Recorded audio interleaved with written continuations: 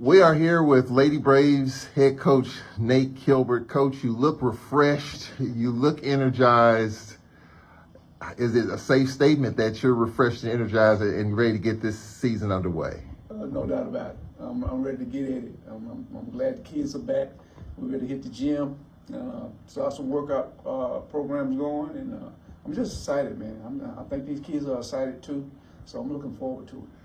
Have you come down off the high of the run that we had last year, in the run that we had in the tournament, beating Grambling, beating Southern, and making it to the championship game when, I mean, let's be real, no one thought we would get there. You still riding that high, or have you said, you know what, last year is last year and we got to go forward? Well, I'm smart enough to know last year's last year. You know, I'm still excited about what we did last year. I'm hoping that we can carry some of the stuff that we did on last year over to this year. You know, we don't want the kids to be satisfied with what they did last year because we feel like that's something that wasn't new to us. We feel like we should have been doing that.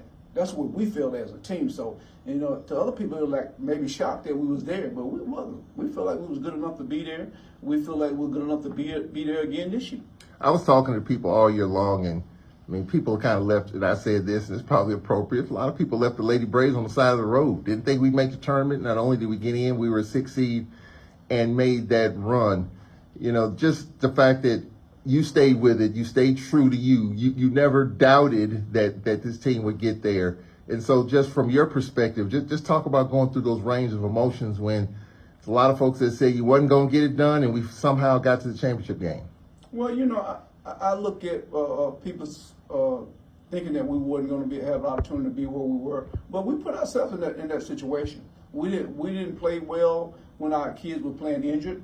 We put ourselves to the point where we had to we put ourselves in a hole where we had to dig our way out of that hole and get back to playing Lady Braves basketball. And when we got healthy, we started to do that. We played some real good. Our last 12 basketball games were some real good basketball, and it was something that we expected though.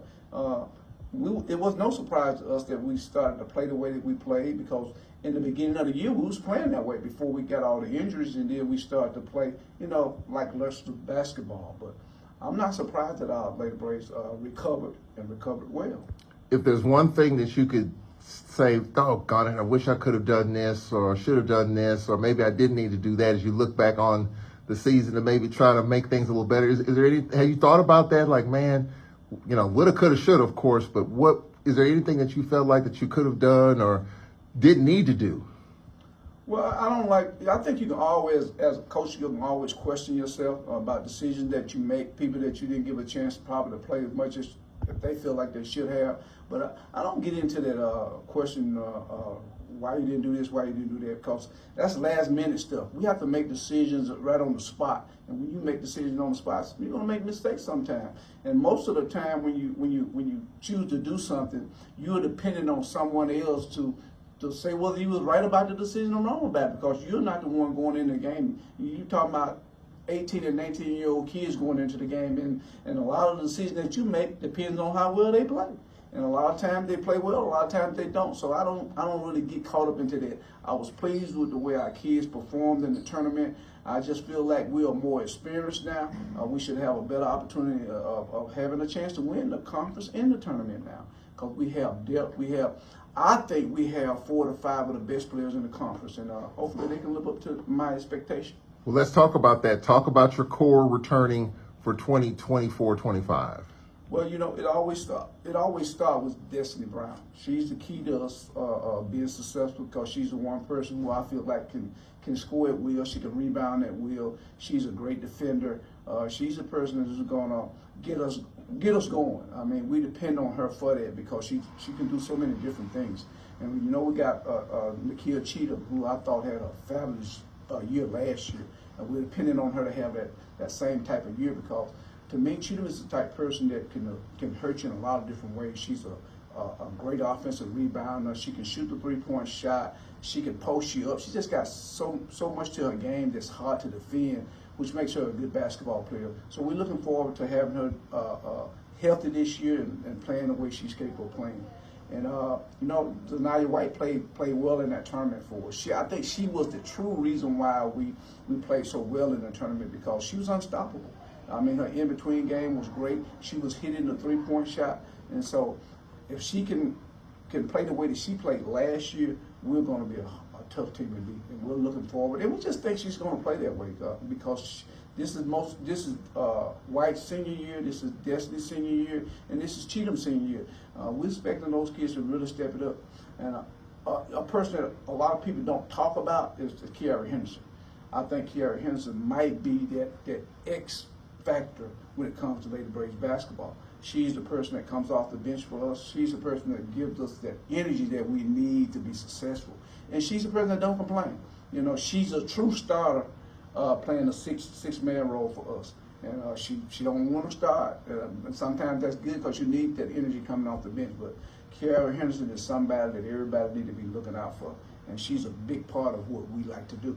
You know, Kayla Watson came back last year. She was injured most of the year. She came back and played well in the tournament, gave us some big minutes, and gave us some big games. So, you know, that right there alone is key people coming back to our program. But at the same time, we lost some good people too. Tanjanae Wright's going to be hard to replace simply because of her ability to shoot the ball and pass the ball. It's going to be hard to replace that. You know, Ford, who played solid defensive for us down low, we lost her. You know, so it's going to be hard to replace that. We lost our point guard, who I thought in the last 12 ball games, McCaffrey, Neal, I thought she was the best point guard in the conference. She really bought into what we wanted her to do, and she just played some solid basketball. And you saw we started to really play well when she started to play well. She started knocking down three-point shot. She started taking care of the ball. And those are the things that make you have a good basketball team when you got kids that fall in line and do what you ask them to do, and do it at a high level. And I thought Neal really did it at a high level. Well, a couple of other players, Coach. One that was hurt, that was banged up. Obviously, you got Arene Aike Polo. Talk about her, and then you get a kid from Hawaii that was pretty good in terms of good 3-point shooting. Talk about those two.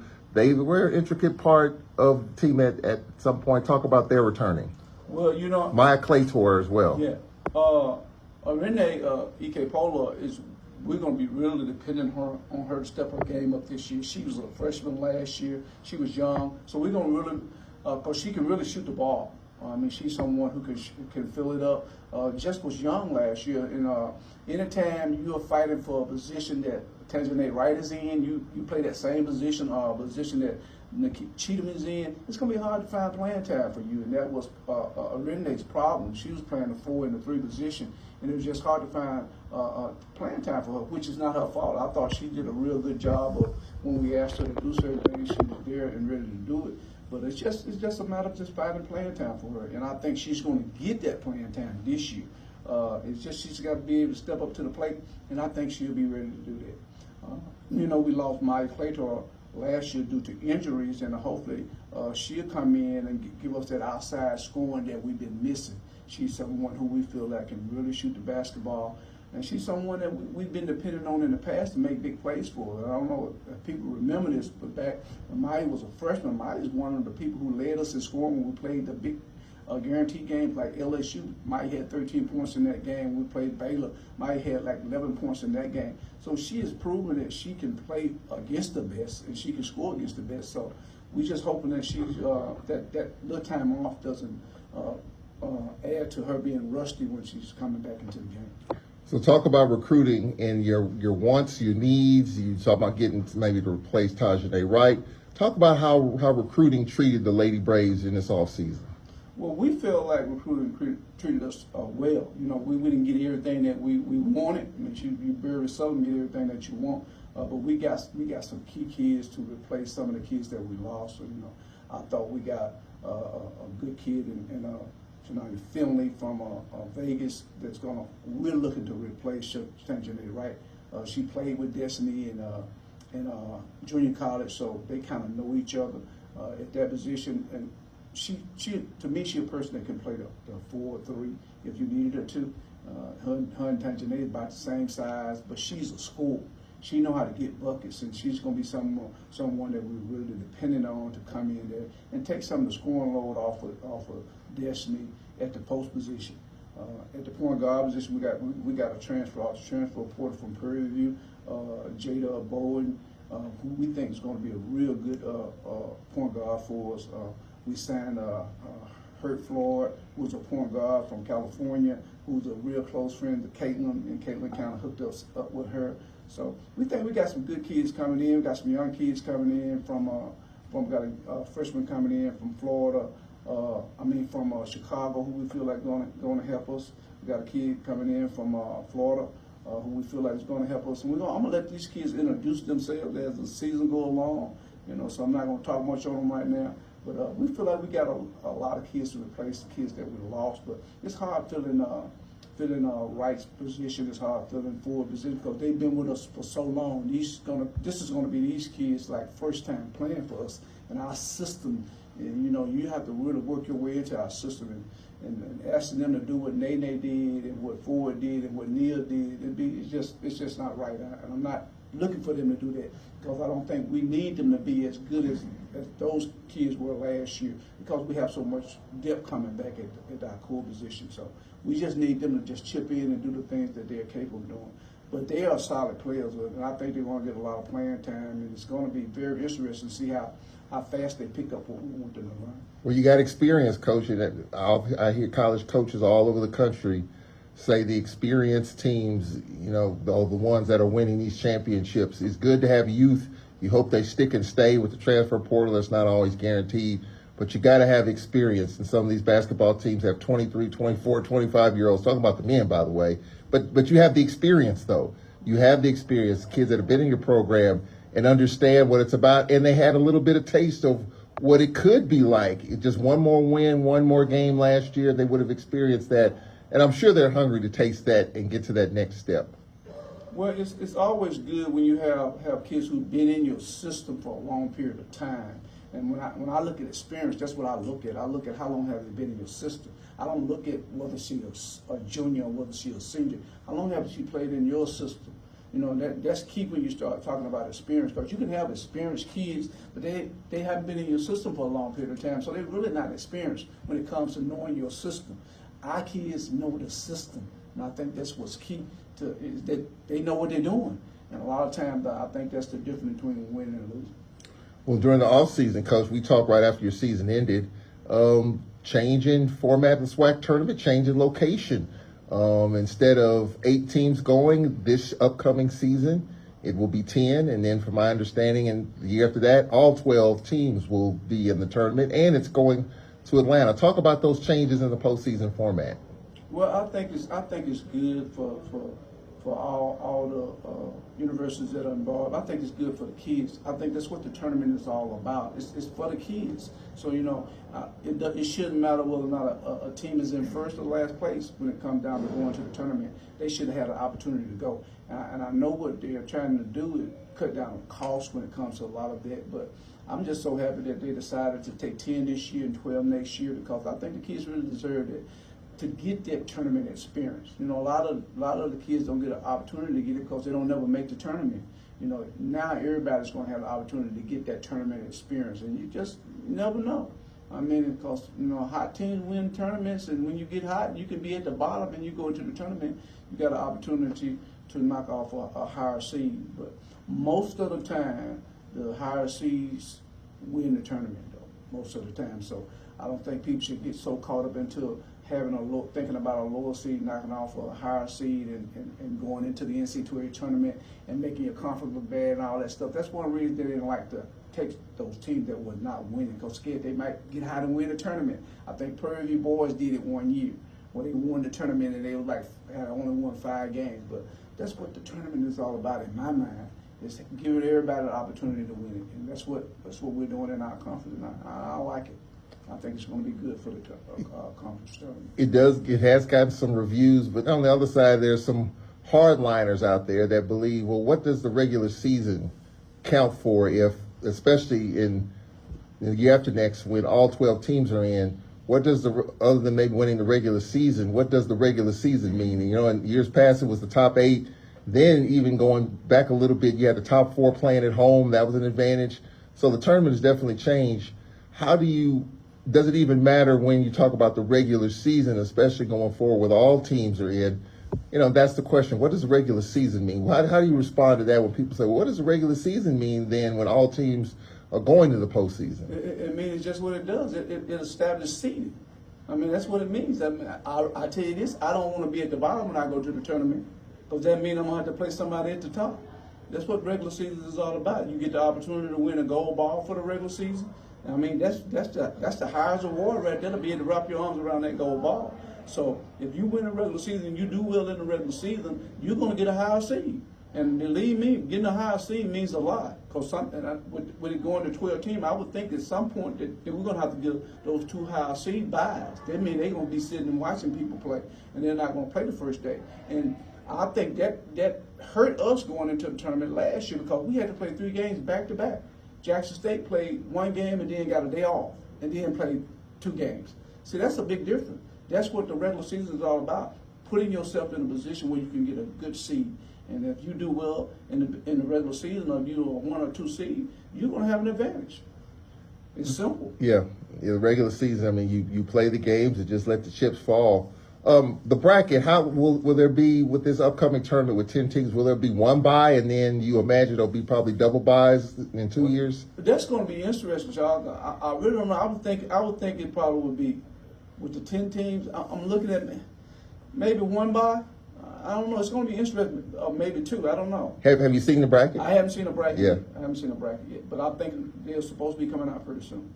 Well, talk about your schedule going forward, Coach, as far as your players are here, when you're going to start your conditioning, when you're going to get out here on the floor. Well, actually, we have a meeting today at 6 o'clock to kind of talk about all of that. We'll start conditioning next week. Next Monday, we'll start our individual workouts and stuff. Our official practice is actually September the 23rd, I think, when we can really get in and start putting plays and all that stuff in. But we're going to start some individual workout on next week. I know you're looking forward to it. Absolutely. Absolutely. I'm excited, and I think our kids are excited. You know, it just seemed like it was just yesterday when we left the tournament, though. The time is going so fast, and I tell these kids, you better cherish every moment that you have, because before you know anything, you're going to be a graduating senior, and you're going to be out of here, and you're going to be looking back on it and saying, I wish I had done this better. So I think our kids are excited about this year. And then with your non-conference schedule, mixture of some games in the state and some regional games too in Texas and Mississippi. Talk about your non-conference schedule and what you were looking for. Well, you know, we always play a competitive non-conference schedule, because we play so many guaranteed games in the non-conference. You know, that's our way of kind of balancing our budget a little bit.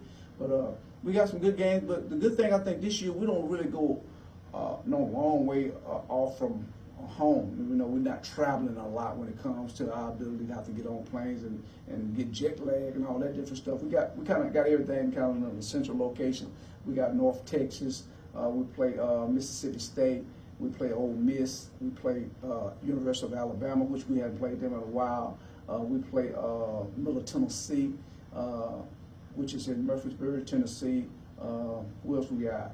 We got, you know, we only got, what, 2 home games, and we played Nickel State. That's a return game from last year. They came to us last year. We'll go back to them this year. We got the University of Houston, which I've never played them since I've been a coach, so this is going to be a great opportunity to play them. So we'll go out to Texas 3 times, play the University of Houston, play Texas Southern Prairie View. So I think we got an exciting schedule.